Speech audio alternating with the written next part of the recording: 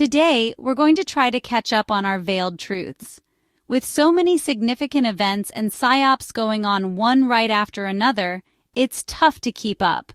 Like yesterday's video on the whole Epstein videotape and list took a lot of research, but everyone was slamming Pam Bondi and Kash Patel so badly that I felt it was necessary to stop the brewing anger.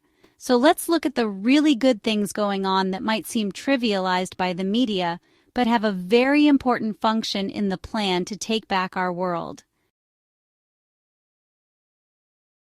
First, we're going to go over some decisions from the Supreme Court of the United States, which are overwhelmingly ruling against lower courts and in favor of the Trump administration. We must clean up the bad judges who have been impeding progress.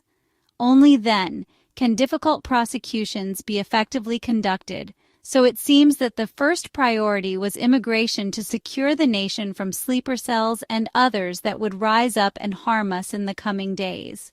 Now that the ICE is working on the most imminent threat by deporting 2,000 illegal immigrants a day, it's time to move on to the next priority.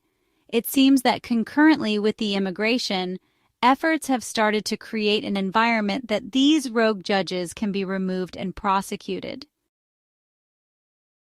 Also, on July 8th, the U.S. Supreme Court, in an 8-1 decision, lifted a lower court injunction from U.S. Northern District of California Judge Susan Ilston, who stopped our federal government from laying off their own employees.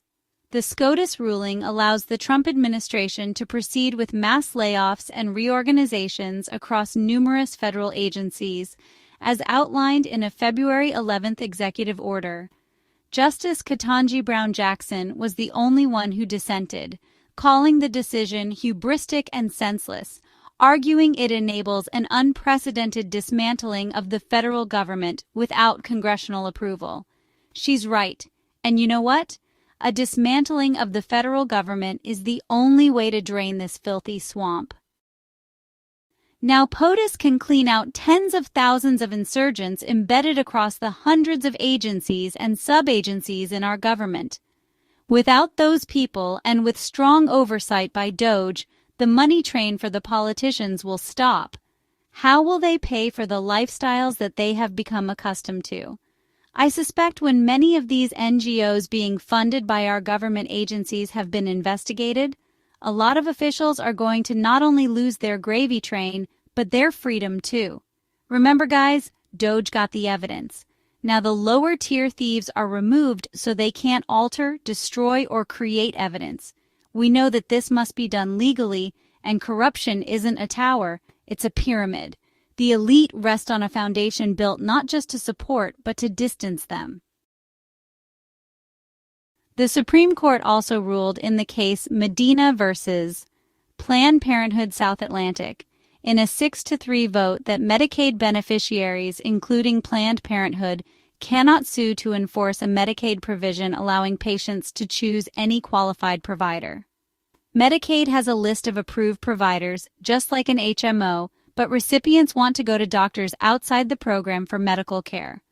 This ruling does not prohibit Planned Parenthood from receiving other federal or state funds, but it does strengthen states' ability to fund their own Medicaid. Could it impact their operations? Absolutely. But if their decisions have caused an abundance of people collecting Medicaid, they are going to have to fund it themselves. Reverse discrimination is unlawful according to a June 5th ruling by the U.S. Supreme Court, who unanimously ruled that all workers, whether part of a minority or majority group, must be held to the same legal standard when claiming workplace discrimination. The case, Ames versus the Ohio Department of Youth Services, involved a white heterosexual woman who faced a higher burden of proof under a lower court rule used in 20 states and the District of Columbia. The court struck down that rule, making it easier for people in majority groups to bring reverse discrimination claims. While the court didn't decide if Ames was right or wrong, it sent her case back for reconsideration, potentially opening the door to more litigation for those harmed by diversity policies. On July 8th, a federal magistrate rejected a motion to dismiss the case against the Milwaukee Circuit Judge Hannah Dugan, who famously got arrested and charged with obstruction and concealing Eduardo Flores Ruiz, an illegal Mexican national, to evade ICE.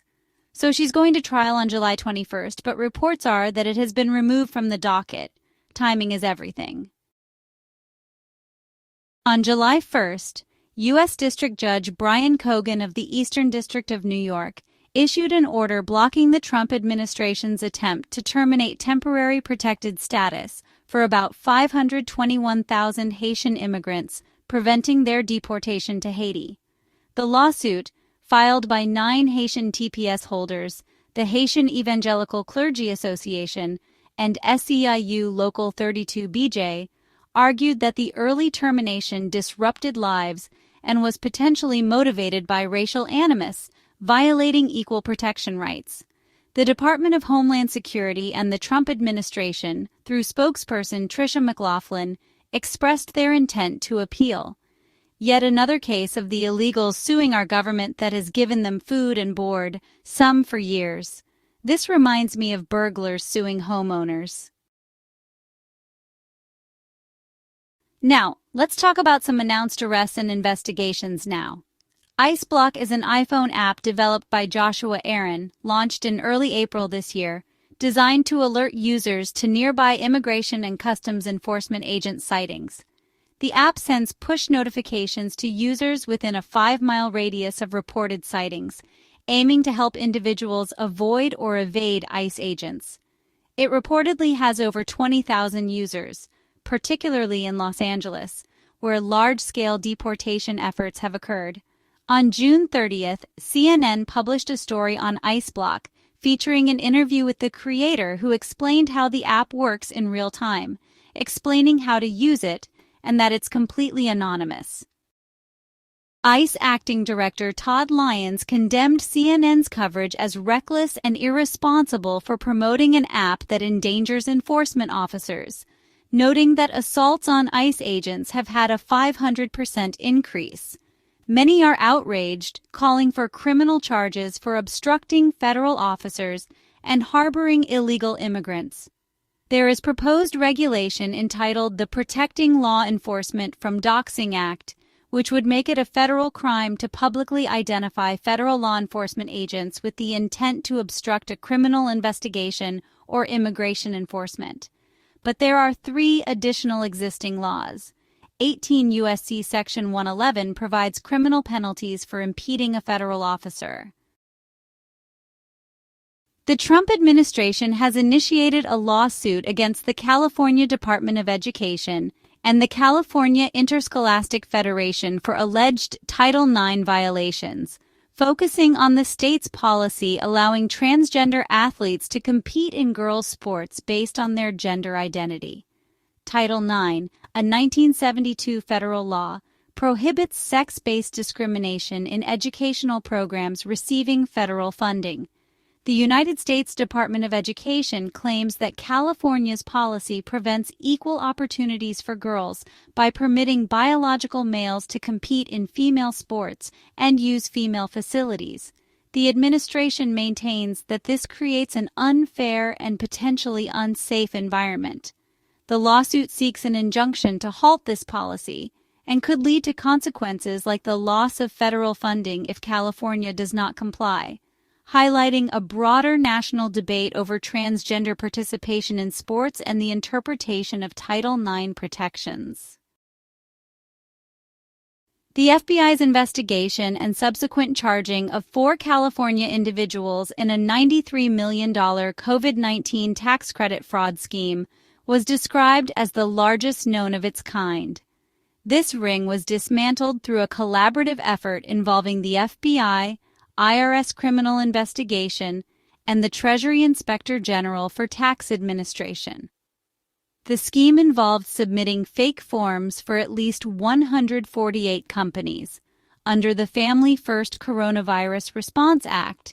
The charges include conspiracy to commit mail fraud, and, for some defendants, attempted murder.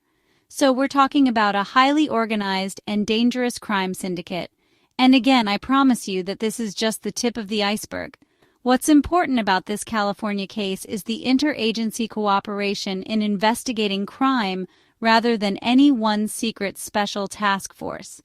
There was a significant seizure of assets that could be returned to the public by way of a sovereign wealth reserve established by President Trump's Executive Order 14196, signed last February. So it looks like all of these DOGE cuts, asset seizures, and fines are going to be going into this reserve fund, which, by the way, was just featured in the secret box of the U.S. debt clock. It's important to understand that there will be necessary expenses happening simultaneously, so we shouldn't become hyper-focused on every expense narrative, such as the cost of Alligator Alcatraz, which is using no federal funding. So keep your eye on the ball. Another enforcement initiative was an announcement by the U.S. Department of Justice that Awa Maria Sizak, a 64-year-old civilian employee of the Missile Defense Agency in Huntsville, Alabama, was charged with the unlawful retention of classified documents. She began removing documents less than a month after President Donald Trump's inauguration in January. According to court documents, Sizak allegedly removed classified materials marked secret related to missile defense without authorization and stored them in her home and car. This is why the Supreme Court decision to allow the firings is so important. Operation Gold Rush was initially a major 2-year investigation, launched in July 2003 by the Wayne County and Goldsboro Drug Task Force in North Carolina. It targeted a violent drug trafficking organization linked to the Gulf Cartel, with distribution networks extending to Connecticut and other states. Coordinated by the Drug Enforcement Administration and other federal and state agencies, it led to significant convictions, including Alfredo Granados Garcia, who was sentenced to 15 years in 2005 for conspiracy, drug, and money laundering charges. There appears to be a revival or rebranding of Operation Gold Rush in Connecticut, with reports of arrests tied to a broader Department of Justice initiative, including 324 defendants, 96 licensed professionals, and 25 doctors, primarily linked to healthcare fraud and drug-related offenses.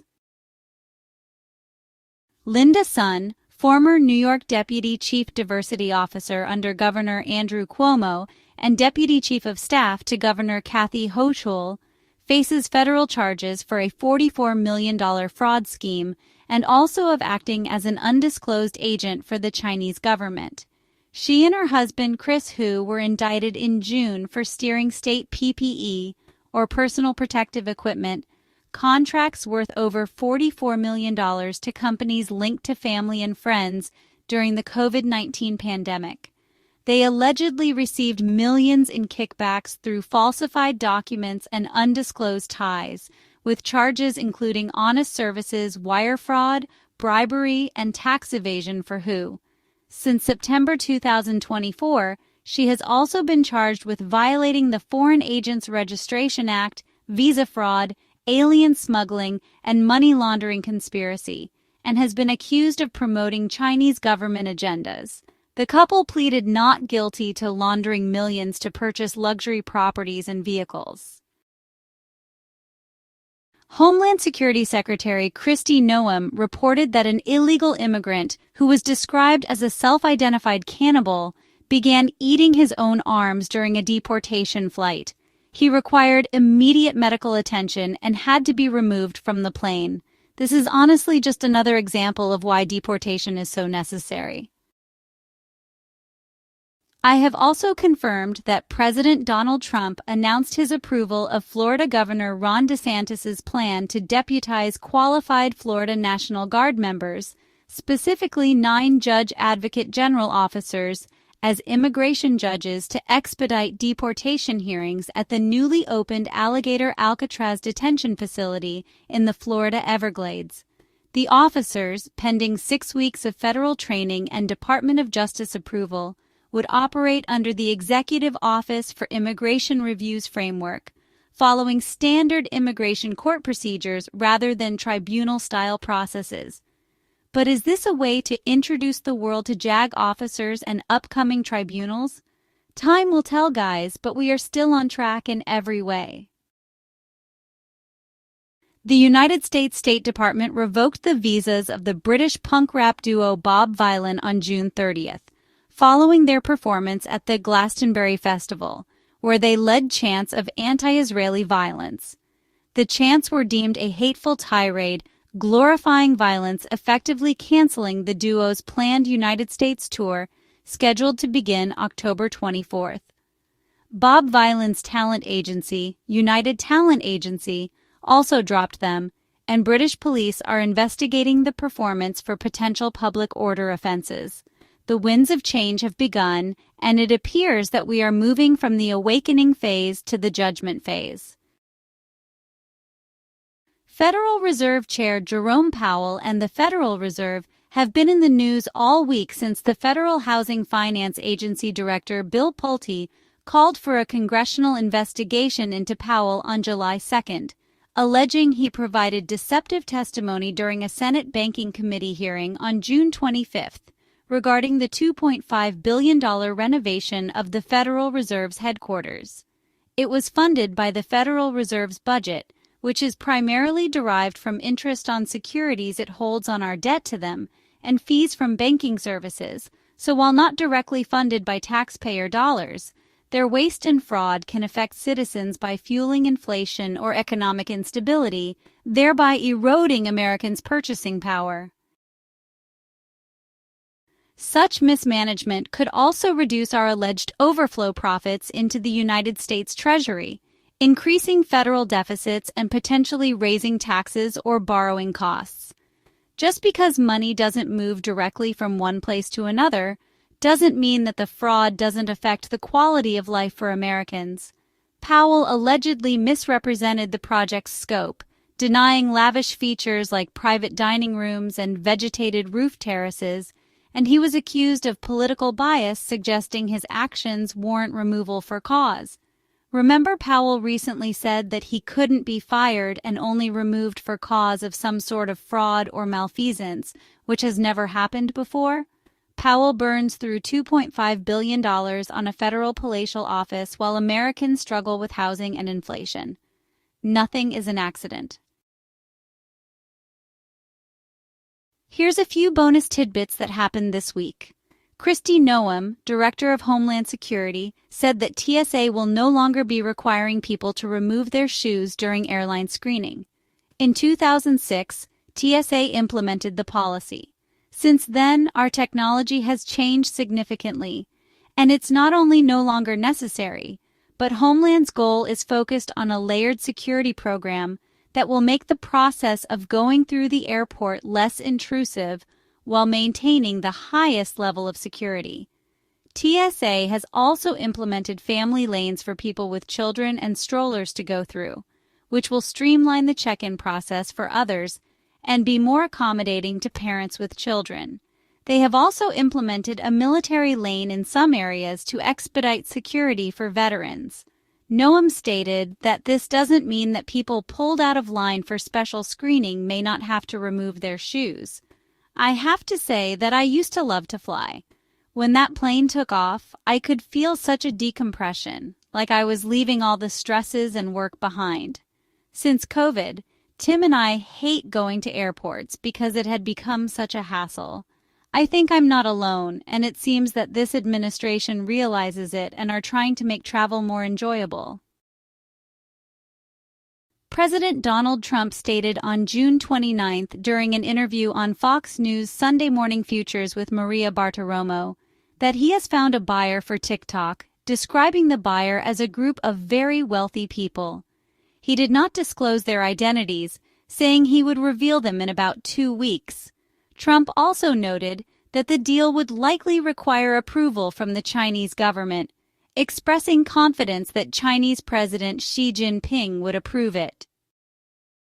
So that's it, guys. This ran longer than I planned, but I want you to realize that prosecutions are happening. It's almost like it's to set a precedent or example in various issues such as rogue judges and government employees and officials. There are some signals that we are now going to start seeing enforcements. At some point, the arrests and prosecutions are going to come down all at once, and we don't know exactly when that will happen, but look for low-hanging prosecutions to increase. Until next time, remember that patriots are in control.